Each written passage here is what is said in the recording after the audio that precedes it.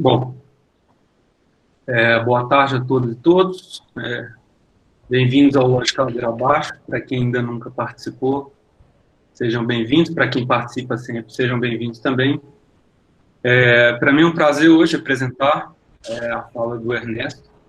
Ernesto, já faz um tempo que eu estou convidando ele a participar do grupo, mesmo quando a gente ainda estava fazendo o grupo funcionar presencialmente antes dessa pandemia. E é uma honra ter ele aqui. O Ernesto foi professor de muitos de nós aqui. Quem não foi aluno do Ernesto, talvez seja aluno do Ernesto hoje, ou ainda vai ser aluno dele. É um cara que eu admiro bastante, assim, teve uma influência positiva na minha formação. Então, não estou colocando a culpa nele das bobagens que eu falo, mas talvez algumas sejam sim. Mas é isso. Então, o Ernesto é professor da UFMG, trabalha com filosofia da linguagem, trabalha com filosofia medieval, com ontologia, tem contribuição para todos esses assuntos muito boas. E, em particular, recentemente, ele tem falado e escrito sobre fake news e sobre negacionismo científico. E aí, quando eu convidei ele para vir falar no grupo, ele, ele escolheu esse tema para falar e eu acho que vai ser um tema ótimo para discussão e tenho certeza que vai ser uma apresentação brilhante. Eu só vou contar uma historinha, uma piadinha antes dele começar. Uma piadinha não, uma historinha que eu cheguei a cogitar colocar essa historinha, usar ela como motivação para o cartaz de divulgação. Que, só que eu achei que não ia ficar muito bom. Que é o seguinte, é exatamente no dia 30 de outubro, portanto coincidindo com a data de hoje, do ano de 1938, a novela, o romance Guerra dos Mundos foi transmitido via rádio, numa série de rádio da CBS. Só que, embora tenha sido anunciado como um episódio da série, quem chegou depois entendeu aquilo como uma transmissão ao vivo de uma invasão alienígena da Terra. Isso foi uma espécie de versão vintage da fake news, que eu achei que seria ótimo para ilustrar a fala do Ernesto, embora seja um fenômeno duplamente fake news, porque, pelo que eu li a respeito, é superestimado o efeito que isso produziu. As pessoas falam que isso causou pânico, etc. Parece que é mal interpretado, inclusive. Por isso eu achei melhor colocar o cachorrinho com o jornal na boca no cartaz de lugar. É só uma brincadeira para descontrair. E aí, Ernesto, você tem a liberdade para fazer do jeito que você quiser, você fala o tanto que você quiser, interrompe no meio, faça os slides, se quiser responder pergunta no meio, depois tanto faz, tem o tempo que você quiser também, fica à Não. vontade, qualquer coisa por aí. Tá bom. Bom, primeiro agradecer ao Guilherme pelo convite. De fato, ele já havia me convidado há um tempo e é uma honra e um prazer para mim participar desse grupo. Eu gosto muito do Guilherme. O Guilherme foi um dos meus primeiros alunos de lógica quando eu voltei do doutorado. É uma grande honra para mim saber que eu dei aula de lógica para o Guilherme. Ele sabe muito mais de lógica do que eu hoje, mas foi o primeiro passo em todo caso. Eu tenho estudado, como o Guilherme disse, esse é um tema que é novo para mim. Quer dizer, tenho uns 3 anos, talvez 2 anos, que eu tenho me debruçado também sobre esse tema, e que eu tenho tentado fazer é aplicar as ferramentas da filosofia analítica e das ciências cognitivas para a compreensão desse fenômeno complexo e que envolve muitas dimensões. Para começar, a dimensão do nomes, tanto pós-verdade quanto fake news, eu devo dizer de saída que são nomes muito ruins, mas eles são os nomes usuais, então não vou, eu como filósofo da linguagem também, não sou em nada reformista em relação ao termo que as pessoas usam. Eu acho que se trata mais de compreender do que de reformar, mesmo porque é completamente inútil alguém tentar legislar sobre isso. Então, o que eu vou fazer é apresentar para vocês. Como eu disse, tem um tempo que eu tenho debruçado e eu vejo que eu tenho acumulado coisas e eu tenho lido bastante sobre isso também. Eu vou apresentar para vocês um argumento inteiro, eu tenho algumas citações que eu vou colocar na tela e não vou ler para facilitar o acesso. Eu vou começar a compartilhar a tela agora. Vou apresentar a tela inteira. permitir. Vamos lá, vamos ver se dá certo. Oh,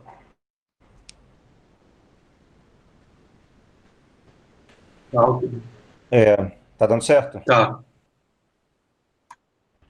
Então, depois que eu coloquei a foto, eu vi que isso é uma foto ladeira acima, não ladeira abaixo. Mas eu gostei do dia azulado, eu deixei a foto. Depende É, do lado que você está dentro da foto. não, do ponto de vista do fotógrafo. Ele pode estar caindo, né? De costas. Mas enfim, então eu vou. Primeiro, alguns ajustes iniciais. A primeira coisa é que fake news pertence. Essa construção pertence a uma família de construções desse tipo. Uma fake news, uma notícia falsa não é uma notícia, um cavalo de brinquedo não é um cavalo, uma ex-namorada não é uma namorada, uma antiga fábrica não é uma fábrica. E eles pertencem a uma família de adjetivos que, não que permitem a inferência adjetivo N e não N. E, na verdade, quer dizer, a pergunta a ser feita é se existe algum fenômeno que é coberto por esse tipo de construção. Então, em geral, construções desse tipo exibem uma relação com adjetivo que é associado à expressão. Então, a pergunta é se existe algum fenômeno identificado por esse tipo de expressão. E nesse ajuste, tem três coisas que eu queria dizer além disso, quer dizer, além do reconhecimento desse tipo de construção. A primeira coisa tem gente que diz que a expressão fake news deve ser abandonada. É, na verdade, eu era menos sensível a esse argumento, relendo hoje de manhã um texto que fala isso, é mais de um texto, eu talvez tenda a concordar, mas, mais uma vez, eu não acho que faz muito sentido legislar sobre o uso de termos, mas então a razão é que é um uso inadequado por diferentes agentes, em particular, pessoas que difundem fake news acusam outras pessoas de difundir em fake news, mas isso é uma coisa perfeitamente comum, né? Você não vai deixar de usar a palavra mentira, porque tem mentirosos que usam a palavra mentira. Isso vale para todo termo, não existe controle sobre isso. Então, a crítica nesse caso é que o fake news se tornou uma ferramenta nas mãos de difusores de fake news, como o Trump e o Bolsonaro, por exemplo. Mas isso, na verdade, é um fato linguístico, não há um controle sobre isso possível.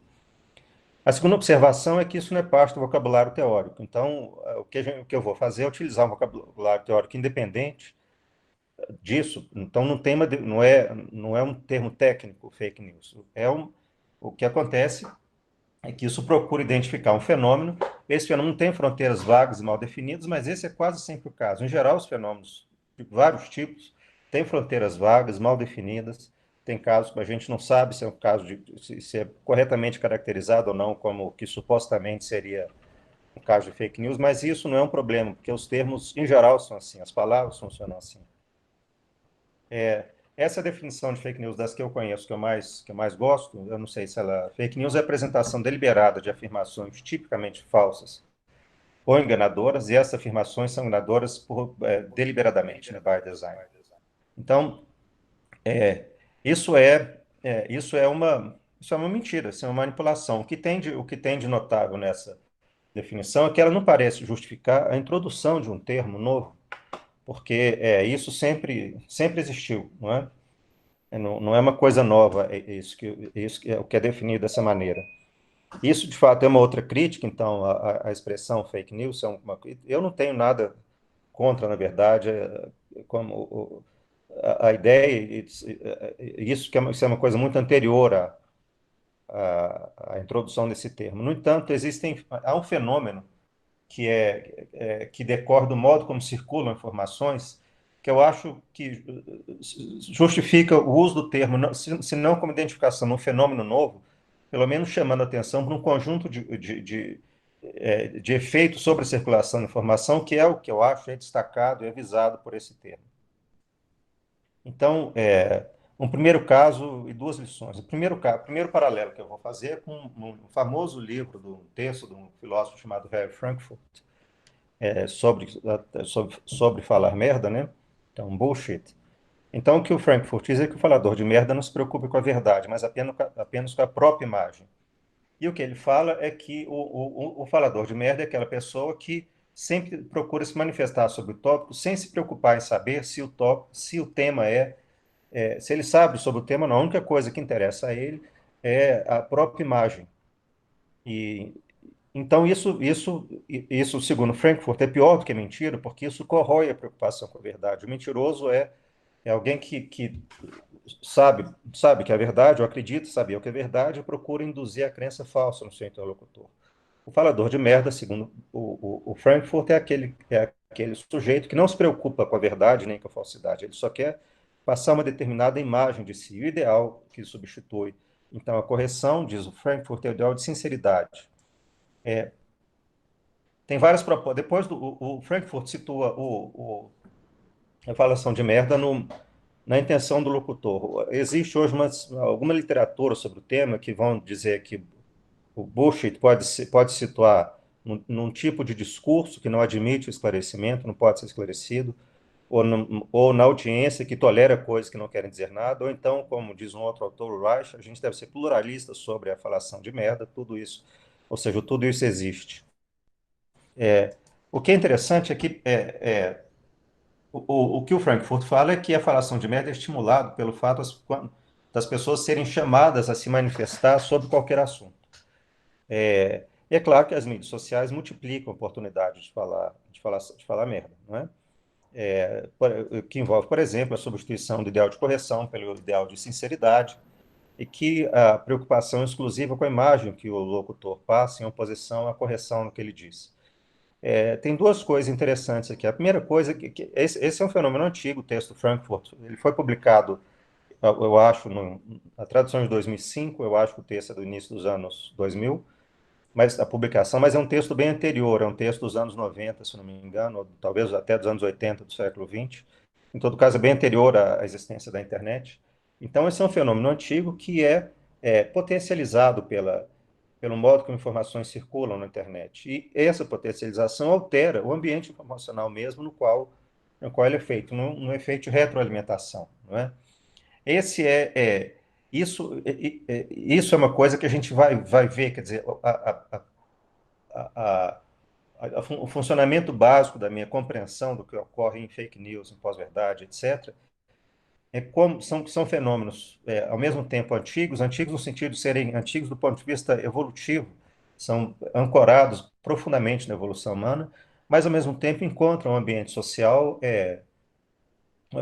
diferente que favorece um determinado tipo de efeito. Então, não faz muito sentido perguntar se é uma coisa nova ou velha, mas ao mesmo tempo são coisas antigas, são coisas que talvez sempre tenham existido, o modo como a informação circula que favorece a manipulação, a mentira. Ao mesmo tempo, isso é favorecido pela internet e pelo modo como a informação circula na internet. É isso que eu vou procurar mostrar para vocês. Então, é, a primeira pergunta sobre por que as pessoas acreditam em coisas sem base, a resposta geral é que os viés cognitivos têm um efeito importante. Isso é verdadeiro. Agora, antes de falar, então, o que eu falar de viés cognitivos da internet. Esse livro é um livro muito interessante, é uma autora, uma jornalista que descreve a radicalização tanto à esquerda quanto à direita, mas sobretudo à direita do discurso de ódio e radical na internet. Então, o que ela fala é que, quer dizer, essa utopia do Castells e dessa revista Wired, que é uma revista importante, não é? De um, de um mundo descentralizado, sem filtro da mente, da colmeia, como ela fala, do conteúdo gerado pelo usuário, a internet realizou essa utopia. Só que o desejo realizado deu um lugar diferente do que eles pensavam que ia acontecer.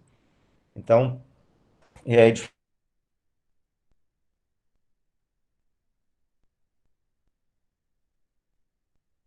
fato, é isso sobre o modo como a informação circula. Por que a gente acredita em coisas sem justificativa? A resposta mais geral está nos efeitos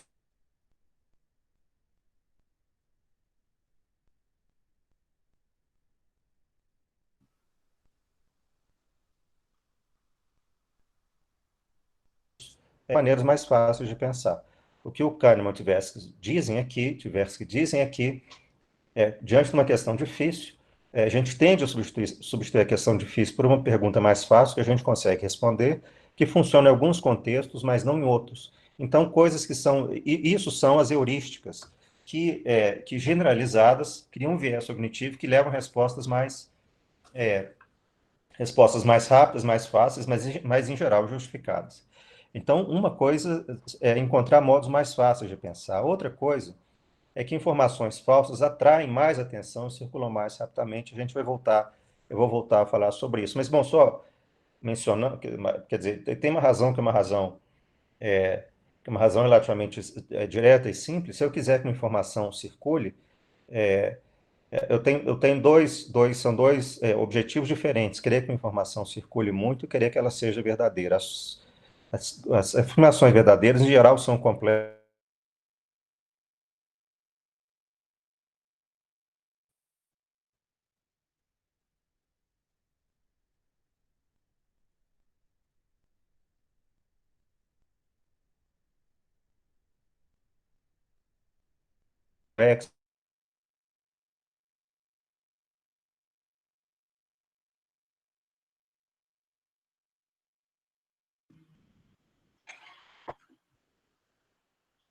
Ernesto,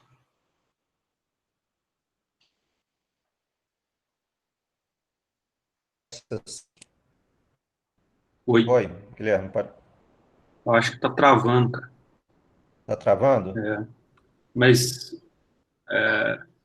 É. agora voltou. É, voltou? Voltou. Ent- Então, então, eu vou voltar aos viés cognitivos. Está indo um pouco rápido, né? Mas, na verdade, então, vou pular essa parte do ajuste dos termos e do paralelo com a falação de merda. Então, voltar a falar muito rapidamente dos viés cognitivos, os viés cognitivos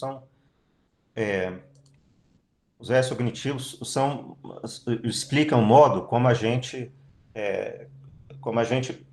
por que as pessoas tendem a aceitar crenças que são falsas. Então, a explicação geral de viés cognitivos, da adoção de heurísticas, é porque elas são modos mais fáceis de pensar. Então, essa é a teoria do Daniel Kahneman e do Amos Tversky, não é?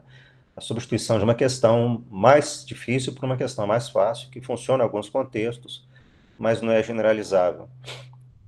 A segunda coisa é que informações mais falsas, as falsas atraem mais atenção e circulam mais rapidamente. E a terceira coisa que explica isso é a dificuldade de se corrigir uma informação. Então, eu vou falar dessas três coisas. Isso é um artigo foi muito lido, não é? É, que, que estudou a difusão de informações falsas no Twitter. Então, o que os autores mostram é que então, eu vou ler a citação, né? Ao analisar a dinâmica da difusão de rumores verdadeiros e de rumores falsos, descobrimos que a difusão de falsidades vai mais longe, é mais rápida, mais profunda e mais ampla do que o verdadeiro em todas as categorias de informação. E, é, e a explicação decorre em grande parte, segundo esses autores, as pessoas serem mais atraídas por informações novas, e as informações falsas tendem a ser informações novas, porque elas são, em grande parte, projetadas, o design delas, que elas sejam novas, mas também porque informações que inspiram mais a aversão, inspiram mais o desgosto, atraem mais atenção. É o caso, por exemplo, de imagens, de textos violentos, que atraem mais atenção. Então, isso explica, bom, de maneira geral, a dinâmica, no caso, no Twitter, é comparar a difusão de informações com informações que são verificadas, que foram vistas serem falsas, elas viajam muito mais rapidamente. As informações difundidas nas mídias sociais são de processamento cognitivo mais fácil e tendem a não ir quando que a pessoa já acredita pelo efeito dependente das bolhas informacionais. Então, quer dizer, a explicação de viés cognitivo se aplica muito bem às mídias sociais. Além disso, a correção pode ser difícil. Então, aqui um livro, quer dizer, vai ser publicado, né, mas já é possível encontrar. Então, para qualquer assunto, apenas uma pequena parte da população irá se preocupar em prestar atenção nos detalhes. Para a maior parte das pessoas, mais provável que a mensagem será vista apenas de passagem, se tanto, e será processada superficialmente enquanto ela faz outra coisa. Mesmo se eles se lembram corretamente da mensagem corretiva, ela pode desaparecer rapidamente da memória. Em tais condições, repetir uma informação falsa para corrigi-la pode levar, sobretudo, a sua difusão para receptores desinteressados que talvez nunca tivessem encontrado. Então, um teste, por exemplo, mencionado, de um texto que divulga informação que é, eu acho que barbatana, cartilagem de tubarão é bom para artrite, alguma coisa do tipo. A informação é cartilagem de tubarão não é bom para artrite. E no início as pessoas guardam essa informação, mas 3 dias depois, a única coisa que elas guardam é a relação entre cartilagem de tubarão e artrite, ou seja, a informação falsa foi difundida. Não é? E o que que acontece? O que que acontece na internet? O que acontece na internet é que ainda esses textos é que as informações falsas são potencializadas por mais de um fator. Então, a primeira coisa é que ficou muito mais fácil publicar qualquer coisa, publicar notícias. Então, eu vou voltar a falar sobre isso, eu vou falar desses temas. Então, as pessoas que querem publicar alguma coisa visando a atenção, elas podem fazê-lo de maneira muito mais fácil pela diminuição dos custos, do custo reputacional, do custo financeiro de publicação. A segunda coisa é que o formato de publicação em textos curtos torna muito mais difícil verificar sua veracidade. Então, é muito difícil nas mídias sociais saber se a informação é falsa ou não, se ela é difundida no texto que tem uma linha, que tem 2 linhas, uma imagem, alguma coisa assim. As outras duas coisas que são mais, que recorrem a outro nível de explicação é a queda contínua na confiança na mídia tradicional, que segue a queda contínua de confiança nas instituições em geral e aumenta a polarização política, como a gente vai ver, tem também um efeito sobre a aceitação de crenças, de notícias falsas, né? Então, aqui o que os autores ainda falam sobre as chamadas bolhas informacionais, então o que acontece é que a gente fica mais conectado com uma pessoa que acredita na notícia, a gente é mais exposto a notícias falsas e aumento de pressão normativa para a difusão das notícias falsas. Então, para além do fato da internet favorecer a difusão de informações falsas e que são cognitivamente de fácil processamento, que facilitam que elas sejam acreditadas, além disso, como é bem dito hoje, nós não somos expostos a informações diferentes, por razões que têm a ver com a dinâmica mesmo da internet. Então, mas há uma outra dimensão então, os viés cognitivos, essa é uma explicação usual. A explicação usual de por que as pessoas acreditam em coisas evidentemente falsas divulgadas na internet é a informação que recorre ao fato dos viés cognitivos é, e a internet terem um efeito mútuo de reforço por informações fáceis de guardar, de verificação difícil, pela dificuldade cognitiva de correção da informação e pela dificuldade na difusão, da exposição à correção da informação. Mas tem uma outra dimensão, além dos viés cognitivos, que eu acho que é muito importante na difusão de informações falsas. Então, vamos repassar o que acontece no caso da internet. Então, primeiro, baixo custo financeiro de publicação de informação. A segunda coisa, o baixo custo reputacional. O baixo custo reputacional significa que para qualquer coisa que eu publique, eu não vou ser cobrado se eu disser uma coisa eminentemente falsa. Na verdade, eu vou ser cobrado se eu disser qualquer coisa. Eu posso mais ou menos escolher o meu público, ou talvez os algoritmos escolham um público com o qual vou interagir, de maneira que o custo reputacional desaparece em publicação na internet. Mas tem duas outras coisas, e a outra coisa é a ilusão de consenso pelo mesmo efeito. Então, se eu disser, por exemplo, que existe, que eu consigo mover os objetos com a mente, a chamada psicocinese, eu vou citar esse fenômeno logo. Então, se eu criar um blog falando que eu sou capaz de mover os objetos com o poder da mente, eu vou encontrar pessoas em todo mundo que vão dizer isso mesmo, eu também uso a psicocinese, então vai ser criada a chamada ilusão de consenso. Muitas pessoas concordam comigo. E talvez de maneira mais importante, a oferta centrada, a oferta demanda, a oferta depende do ofertante, não da demanda, pela diminuição dos custos. Então, o que acontece é que eu posso fazer qualquer coisa, mesmo se ninguém vir o que eu quero, ninguém se interessar pelo que eu quero dizer. Isso é muito importante porque vai criar um tipo específico de oferta na internet. A oferta favorece a marca identitária contra qualquer filtro.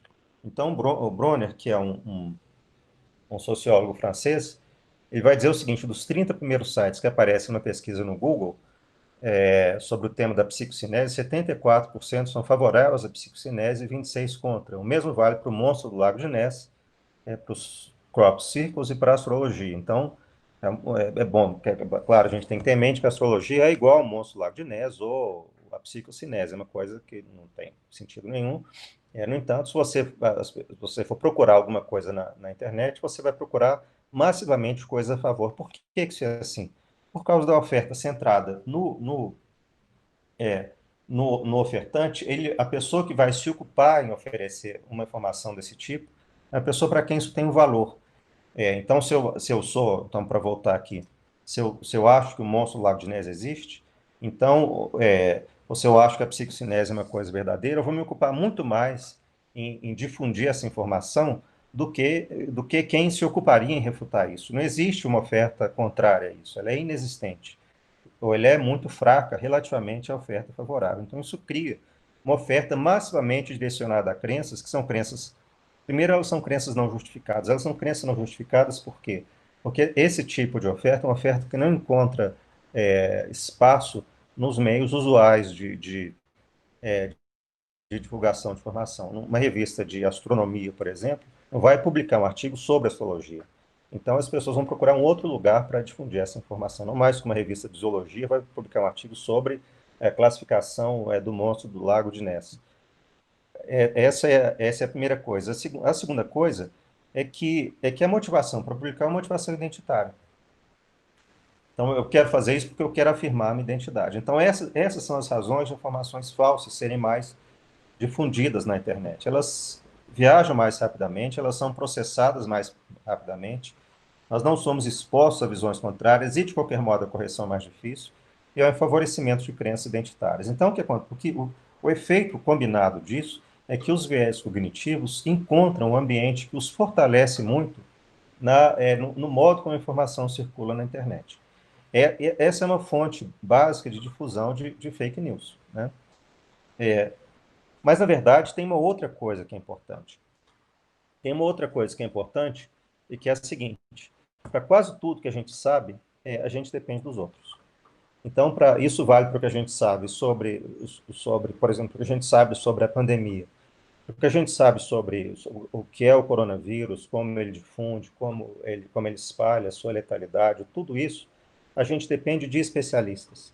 Nós dependemos dos outros. E os especialistas, eles mesmos, conhecem uma parte da história. Mas também para informações que são informações, digamos, não especialistas, informações de jornalistas. Por exemplo, para saber qual o efeito da pandemia na Argentina, no Chile, na China, na França, na Alemanha. Para tudo isso, nós dependemos, mesmo no Brasil, nós dependemos da mídia, nós dependemos de especialistas, ou seja, nós dependemos dos outros. Nós dependemos de confiar nos outros. E a ontogenia traz a marca dessa dependência dos outros de duas maneiras. Então, isso é um traço que é profundo do ponto de vista evolutivo. Isso aparece em duas maneiras. A primeira maneira é que crianças, a ontogenia, então, eu quero falar aqui, como que crianças sabem disso, as crianças têm um mecanismo de vigilância epistêmica, elas filtram informações, crianças pré-linguísticas filtram informações de acordo com o interlocutor. E a segunda coisa é que as crianças aprendem conteúdos opacos. Ou seja, as crianças aceitam coisas que elas não entendem. Isso é muito importante. Por que isso é importante? Porque então vou voltar aqui, que a difusão, uma cultura sabe mais do que o indivíduo sabe, se o indivíduo aceitar coisas que ele não entende. Então, isso é fundamental. Na verdade, talvez, isso certamente isso aponta em direções, de certo modo, opostas, não é? Mas a vigilância epistêmica, por um lado, vai fornecer um filtro, mas os conteúdos opacos vão dizer, esse interlocutor vale e eu vou aceitar o que ele diz, mesmo se eu não entendo. Isso é muito importante para o aprendizado da escola, por exemplo. Quando a gente começa a aprender alguma coisa na escola, a gente aprende sem entender.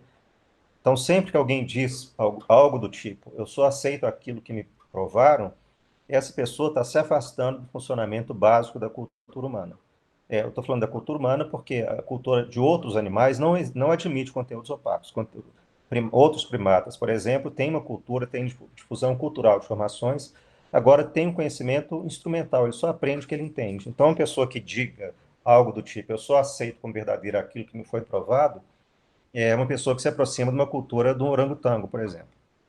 É, isso é evidentemente no caso verdadeiro, no caso do conhecimento científico. É por isso que é, mas isso eu falei do conhecimento científico, mas isso vale para todas as sociedades, todas as culturas. Uma cultura sabe mais do que um indivíduo sabe. E as ciências têm instituições dedicadas à filtragem e à autocorreção epistêmica. Isso é central na cultura humana, a difusão de conhecimentos opacos. Então, essa é a primeira dimensão social do conhecimento. Mas essa dependência dos outros entra em conflito com uma outra dimensão, que é o fato de crenças serem também marcadores de identidade. Por que que isso é assim?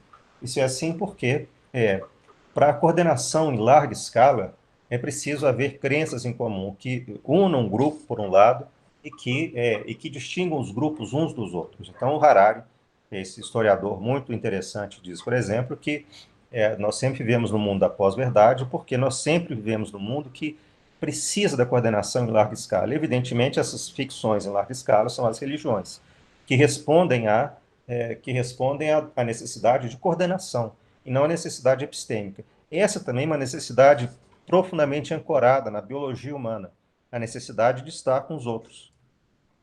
Aqui é um exemplo do Harari, de uma fake news do século XIII. Então, em 29 de agosto de 1255, eu vou ler a citação, né? O corpo de um menino inglês chamado Hugh foi encontrado num poço na cidade de Lincoln. Mesmo sem Facebook nem Twitter, rapidamente se espalhou o boato que Hugh tinha sido vítima de um assassinato ritual realizado pelos judeus locais. A história foi crescendo à medida em que era recontada. 19 judeus foram julgados e executados pelo suposto assassinato. Libelos de sangue semelhantes tornaram populares em outras cidades inglesas, levando a uma série de pogroms nos quais comunidades inteiras foram massacradas. Posteriormente, em 1290, toda a população judaica da Inglaterra foi expulsa do país. Isso é um caso de difusão de informação falsa,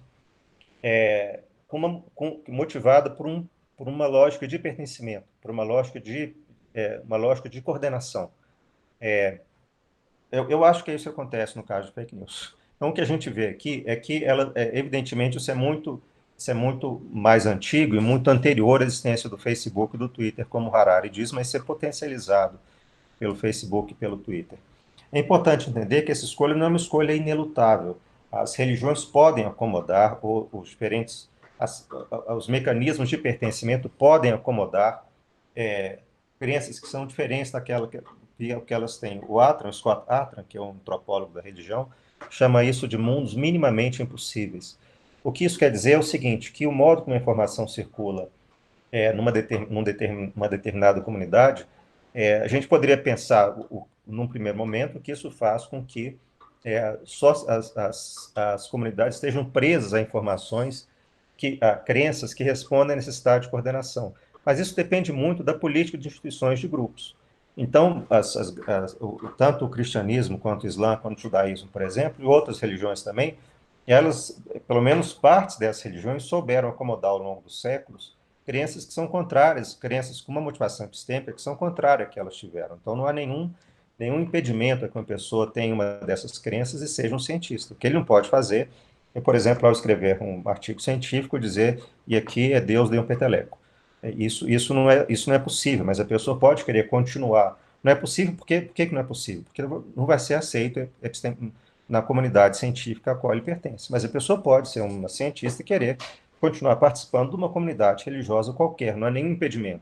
Ora, evidentemente, pode haver um impedimento, depende muito da política, no sentido mais geral, das instituições e dos grupos aos quais ele pertence. Isso é muito importante que a gente vai ver depois. Pois bem, essas duas dimensões entram em conflito. Qual dimensão? O fato de nós dependemos dos outros para sabermos, por um lado, e por outro lado, nós precisamos de crenças para estar junto de outras pessoas, para nos identificarmos a um grupo. Elas entram em conflito por quê? Porque pode ser que os especialistas nos digam coisas que são contrárias àquelas que as crenças de pertencimento que nós aceitamos dizem.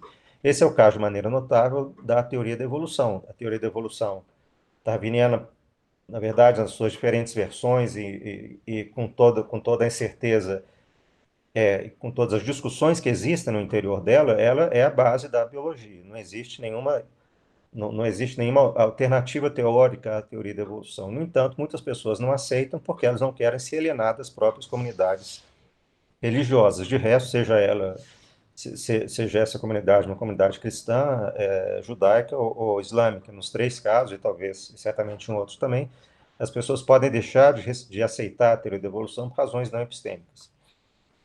Então, esse é um caso de conflito entre os dois funcionamentos de crença. Então, isso vai aparecer na distribuição. O que é a distribuição? Uma explicação puramente cognitiva do que acontece no caso da difusão de crenças falsas, ou seja, a primeira explicação era que as informações falsas são difundidas porque elas são de mais fácil processamento e elas tendem a ser privilegiadas no modo como a informação circula na internet. O problema que, bom, a outra coisa que a gente viu é como que crenças têm também funcionamento de pertencimento. Elas funcionam como marcas de pertencimento, e funcionamento como marca de pertencimento é independente de uma razão epistêmica. Se a explicação puramente cognitiva fosse verdadeira, a gente deveria esperar uma distribuição homogênea de opiniões falsas na sociedade relativamente a qualquer outro parâmetro. Ou seja, independente da religião, da posição política, de qualquer outra coisa que a gente diga, a gente deveria esperar que as pessoas aceitassem igualmente crenças falsas. No entanto, não é isso que acontece. Esse é um artigo, esse é um, um quadro do Kahan, que é um psicólogo muito importante, chama Dan Kahan, que escreve sobre negacionismo científico. Eu vou explicar para vocês o que eu estou falando de negacionismo científico, mas o efeito é o mesmo. Então, no quadro à esquerda, que a gente tem a hipótese segundo a qual a aceitação dos riscos do negacionismo científico estão no alto, no canto alto à direita, está o que os cientistas climatólogos pensam acerca dos riscos associados à mudança climática. Então, a gente deveria esperar que quanto mais uma pessoa soubesse de ciência, mais a sua posição acerca do aquecimento global se aproximaria do que pensam os especialistas.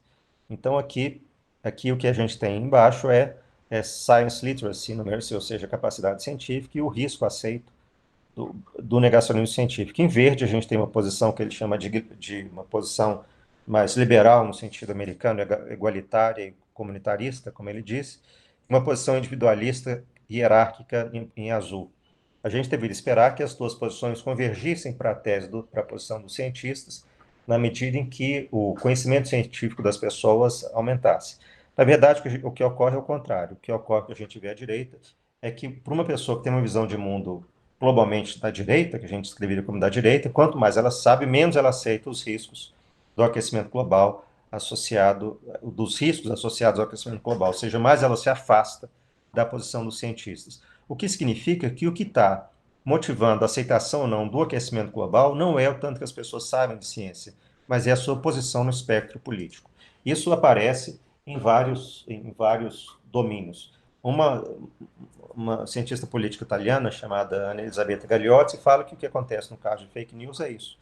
É um caso de custos afundados. Ela diz que os custos afundados são quando, dado uma escolha para a qual eu já paguei muita coisa, eu já paguei caro, eu reluto em abandonar a escolha, eu reluto em dizer que essa escolha está errada, ou agir, porque eu já paguei muito. Então, existe um custo. E qual que é o custo aqui? O custo é a manutenção da identidade contra qualquer evidência. Isso é mais ou menos o que diz também um cara chamado Hugo Mercier, um psicólogo cognitivo chamado Hugo Mercier. Ele fala que acreditar numa falsidade manifesta é uma maneira de queimar as pontes com outros grupos. É como se eu dissesse, veja até onde eu vou para estar com vocês. Então, o que a Gagliotti fala de fake news é como a gente poderia dizer o seguinte: eu sou capaz de acreditar até num absurdo como a distribuição de uma madeira de piroca por governos do PT, vejo quão absurdo eu sou capaz de acreditar para estar com vocês. Isso é um caso de manutenção de identidade contra qualquer evidência. A Gagliotti descreve isso como um caso de custos afundados. Então, numa explicação puramente cognitiva, a gente deveria esperar outra coisa. A gente deveria esperar que quanto mais a pessoa sabe, menos ela aceita esse tipo de coisa. Mas não é isso que acontece.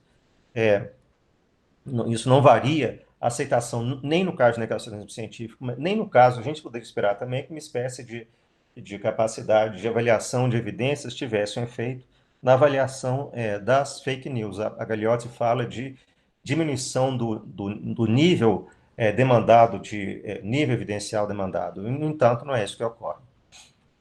O que ocorre como no caso do aquecimento global, isso depende da posição política, da posição da pessoa no espectro político. Isso aparece isso aparece no modo como a informação circula da seguinte maneira. Na medida em que as instituições dedicadas a difundir essa informação perdem confiança, eu vou colocar uma citação, eu vou colocar uma citação, depois eu volto sobre isso. Isso talvez vocês, isso é um caso de uma mídia tradicional britânica, uma mídia oficial britânica. E o caso alegado é o caso em que o primeiro-ministro inglês teria colocado, agora eu esqueci o nome, ele teria colocado o pênis numa cabeça de porco quando ele estudava em Oxford. Uma estratégia de gengibre. Cameron. O Cameron, isso mesmo. Mas O aí, Cameron. Então, e foi publicado pelo Channel 4. E o que a jornalista falou? Ela falou o seguinte: nós não conseguimos checar as alegações da fonte, disse a jornalista. Nós, assim, apenas relatamos a história que a fonte nos passou. Nós não dissemos que acreditamos que a história é verdadeira. Oakeshott foi além para se eximir de toda a responsabilidade jornalística. Cabe às pessoas decidir se elas dão alguma credibilidade à história ou não. Ela concluiu. Isso não era claro a primeira vez que afirmações absurdas eram publicadas a partir de uma evidência mínima, mas a defesa era particularmente descarada. Parecia que jornalistas não precisavam acreditar que suas histórias eram verdadeiras, nem aparentemente fornecer evidências. Cabia ao leitor, que se quer conhecer a identidade da fonte, decidir se acreditava ou não na história. Mas baseado em quê? Nos seus instintos, na intuição, no seu humor? Então, esse é um caso de uma mídia tradicional que justifica a desconfiança da mídia tradicional. E no caso do Brasil, não é preciso muito esforço para desconfiar da mídia tradicional. Ou seja, o que essa jornalista disse é que a avaliação da evidência deve passar para o leitor que não tem a mínima condição de avaliar a evidência. Então, vamos voltar à história anterior. No caso de uma desconfiança básica acerca da mídia tradicional, o que acontece é que outros canais, num mecanismo que é chamado de desintermediação, assume o papel de difusão da informação. O WhatsApp é a maneira paradigmática disso, porque o que é o WhatsApp? O WhatsApp é um mecanismo de coordenação entre pessoas, que serve para as pessoas que se conhecem de maneira independente, que vão coordenar um encontro, dar notícias pessoais uns para os outros, passa-se a fonte de informação sobre fatos do mundo primeiro sem qualquer custo reputacional, mas sobretudo sem qualquer condição de avaliar a evidência.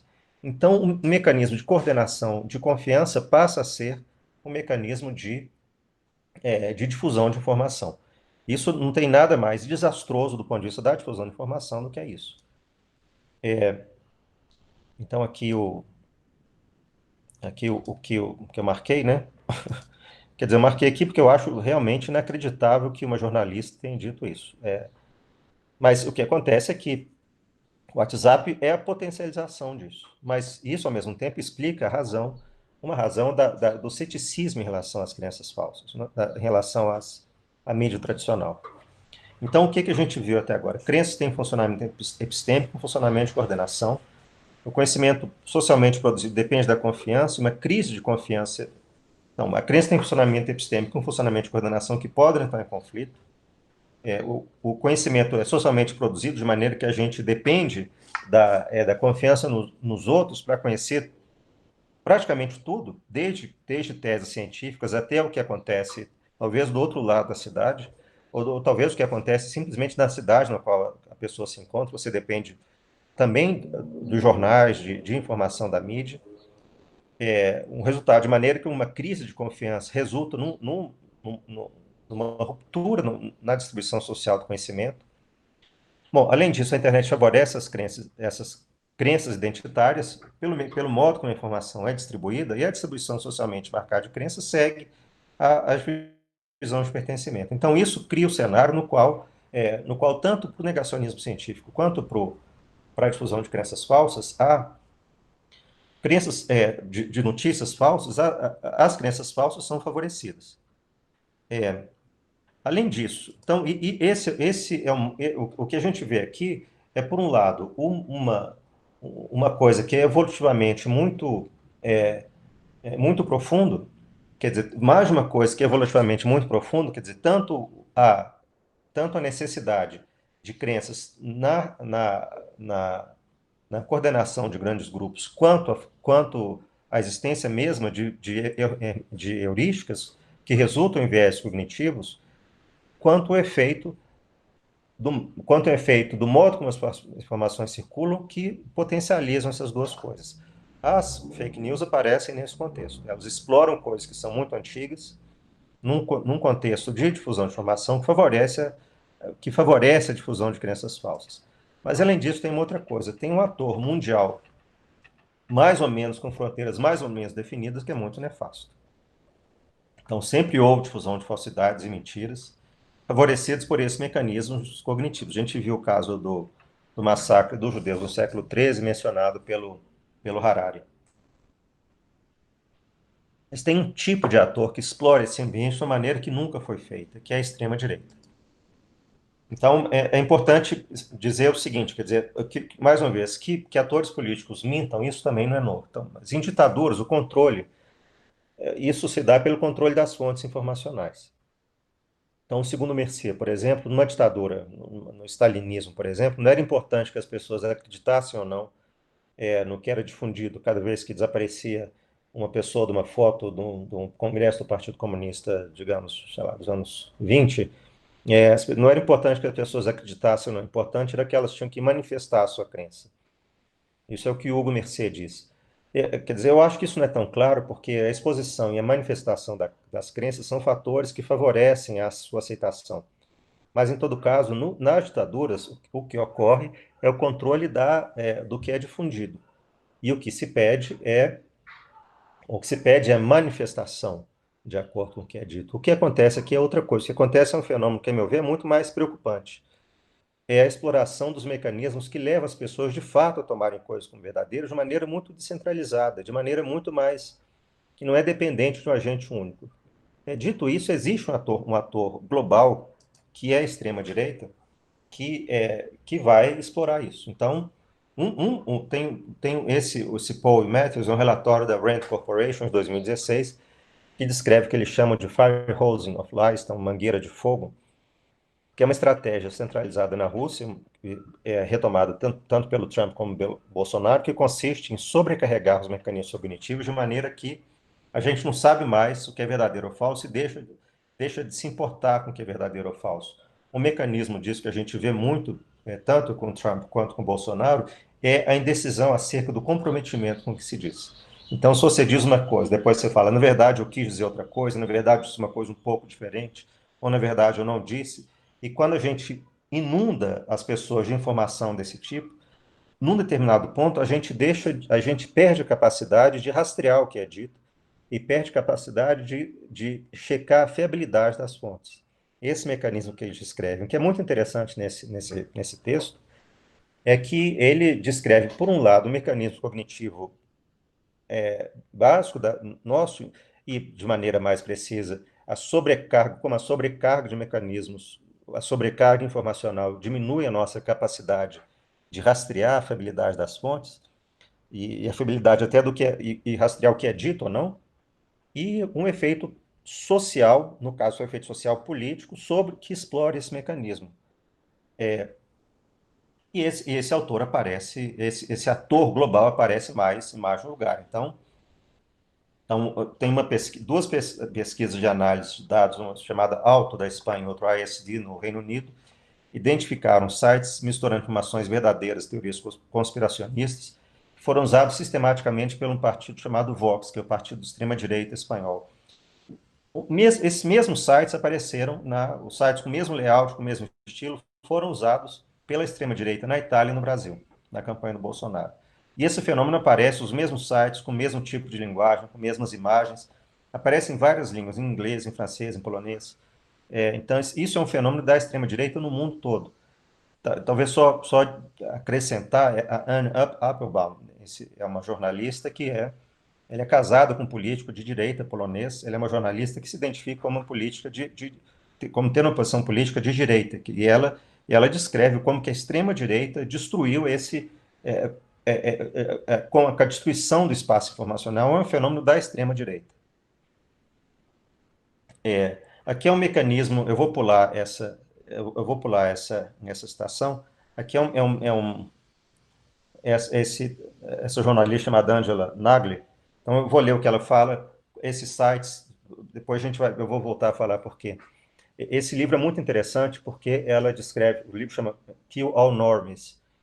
Ela descreve como que o mecanismo de radicalização, tanto à esquerda quanto à direita, mais à direita, mas também à esquerda, como criou um ambiente que tornou a discussão impossível. Então, o que ela fala? Uma das coisas que ligou a cultura Chan, que é um fórum, né, frequentemente niilista e irônica, com a órbita cultural mais ampla da alt-right, foi sua oposição politicamente correta, ao feminismo, ao multiculturalismo, etc., e sua influência no mundo sem limites, no free wheeling world, do anonimato da tecnologia. Nos Estados Unidos, nos primeiros casos de ataque orquestrado contra mulheres influentes, usou a Katy Sierra, uma blogueira e jornalista. O ataque contra ela começou quando ela defendeu uma demanda de moderação de comentários dos leitores, que foi visto, então, como minando a ética libertária hacker da absoluta liberdade na internet, mesmo se isso depois se tornou padrão.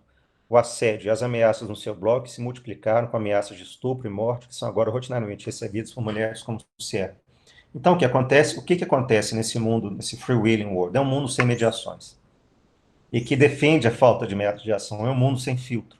Então, nesse mundo sem filtro, os grupos sociais que têm por uma razão, que têm posições que são por uma razão ou por outras filtradas, em particular, que são muito violentas, eles vão explorar esse mundo, porque é o lugar onde ele tem voz. Tem um lugar onde esse mundo sem filtro aparece.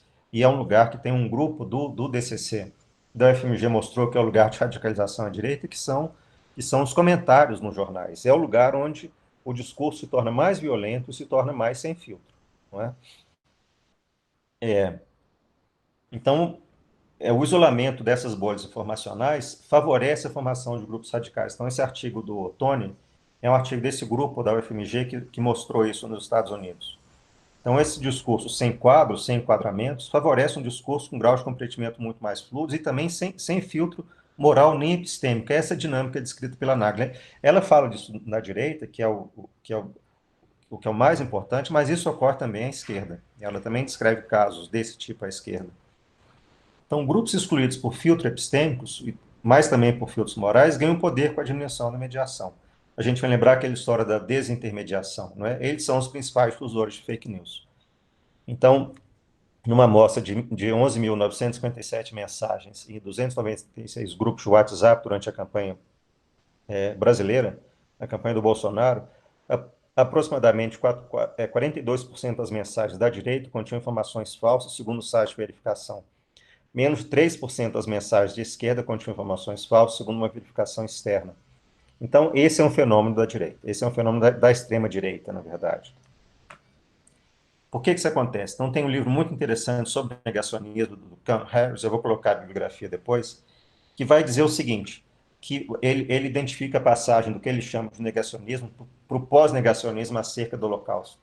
Então, o negacionismo acerca do Holocausto procurava uma forma de uma pseudociência, uma pseudo-história que tentava justificar a negação do Holocausto. O que o Cam Harris identifica hoje, o que ele chama de pós-negacionismo, que é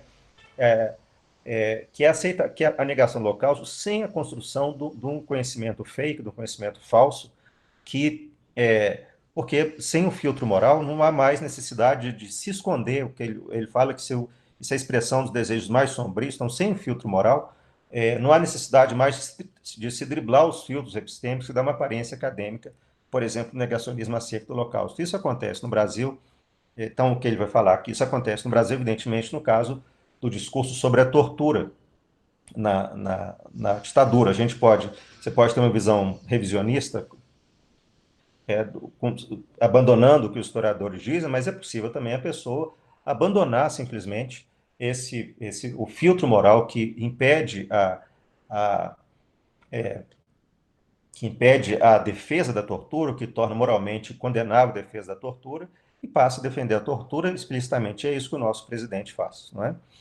Bom, isso tem um efeito epistêmico. O que o Cam Harris escreve é o seguinte: no conceito pós-negacionista de verdade, o indivíduo é o árbitro do que é verdadeiro. Esse é um tipo mais profundo de verdade que persiste além do que o indivíduo diz ou o que acontece no mundo ao seu redor. Como argumenta Faisal David, a sinceridade é o critério usual para se julgar asserções nesse bravo mundo novo. A gente vai lembrar que o critério da sinceridade é o critério que resulta, segundo o Harry Frankfurt, no mundo de faladores de merda. Tem uma outra coisa que é mais importante, é um mundo sem filtro epistêmico, o critério é o critério da sinceridade. A perda do common ground moral contra o qual determinadas posições são inaceitáveis é paralela à perda do common ground epistêmico. Então, é por isso, eu acho que isso é uma razão de base, realmente, pela qual esses grupos, pela qual a extrema-direita convergiu para isso. Porque é um grupo que tem posições que só podem atingir o espaço público, uma vez que se abandona os filtros morais, e o abandono dos filtros morais é também o abandono dos filtros epistêmicos. Os fake news, isso ocorre no negacionismo científico, fake news é uma outra face disso. Então, concluindo, existem razões cognitivas para a difusão de informações falsas. Então, as razões cognitivas têm a ver com funcionamento, com o que é mais facilmente processado, com o que é mais facilmente lido, não é? Mas razões também do funcionamento de crenças como marcador de pertencimento. Nada disso é novo.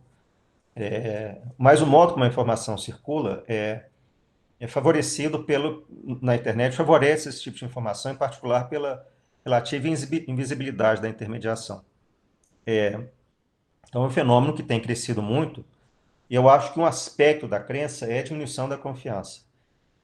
Certamente é mais um aspecto que explica a diminuição da confiança, mas tem dois economistas, o Wilkinson e a Piketty, né, que mostraram como a confiança diminui na medida em que aumenta a desigualdade, a confiança social. O Brasil é um país, ao mesmo tempo, dos mais desiguais do mundo, é o país com o índice mais baixo de confiança pessoal. Eu acho muito difícil que no mundo no qual é tão desigual haja confiança institucional, interpessoal suficiente para manter a difusão social do conhecimento. Eu acho que esse é o principal combustível para o negacionismo, para a fake news. O que fazer? Então, tem duas coisas. Esse cara é um linguista muito bom que chama Nick Enfield. Eu gosto muito dele como linguista. Ele também tem um site dedicado a esse tema. Esse é um artigo no Guardian. Se vocês procurarem Enfield, Post-Truth, vocês vão chegar a isso. E o que ele fala é que os cientistas têm que se tornar contadores de história. Então, os cientistas, eu estou citando ele coloca nós, eu modifiquei a estrutura do texto, né? Os cientistas têm responsabilidade de se tornar capazes, se não mestres, em contar histórias sobre o seu trabalho. As audiências precisam de história. Elas devem contar histórias certas sobre suas descobertas para que elas sejam tratadas com o respeito que merecem. Ou seja, o que ele fala é o seguinte: as pessoas têm que ter histórias sobre o que a ciência diz para que elas possam se identificar com essas histórias. E a segunda coisa é uma romancista, uma grande romancista indiana chamada Arundhati Roy. Ela tem um livro recente que chama Fato, Ficção e Fascismo, eu acho, Freedom, Fact and Fascism, então Liberdade, Fato e Ficção. Então, o que ela fala é o seguinte: os fake news são pelo menos tão antigas quanto a ficção. E, claro, ambas podem ser, por vezes, a mesma coisa.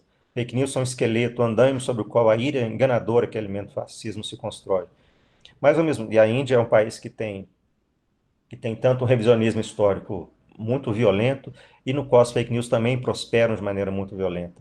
E ela fala uma coisa muito interessante. Tem, por vezes, a impressão que a ficção está numa posição única para combater o fascismo, porque ela tem a liberdade, a latitude, porque nela cabe o universo em sua infinita complexidade. E o que ela fala e o que ela explora nos romances dela é explorar as múltiplas identidades que as pessoas têm. Se um mecanismo que promove as fake news é a marca identitária das crenças, a reconhecer que que todo mundo tem várias identidades e que as pessoas podem, por exemplo, se identificar com o que a ciência diz, com o que as universidades dizem, ao mesmo tempo que elas podem, se elas quiserem, manter uma identidade religiosa, porque elas podem ter várias identidades ao mesmo tempo. Isso é, de fato, uma coisa muito importante no combate ao negacionismo e às fake news. Por um lado, o combate à desigualdade, por outro lado, a construção de identidades mais várias, nos quais as pessoas possam se identificar. Eu mesmo escrevi 2 textos sobre esse tema, vocês conseguem. Um foi escrito num blog, que vocês podem ler aí, chama When True Crisis Meet, é sobre o negacionismo científico e a pandemia. E outro que foi publicado pela Routledge, What's Post-Truth, vocês também conseguem encontrar na internet o pré-print do texto. E aqui está uma bibliografia, está um pouco pequeno, mas talvez depois vocês possam ler. Eu posso também disponibilizar a bibliografia, mas está nos textos que eu coloquei para vocês. É isso.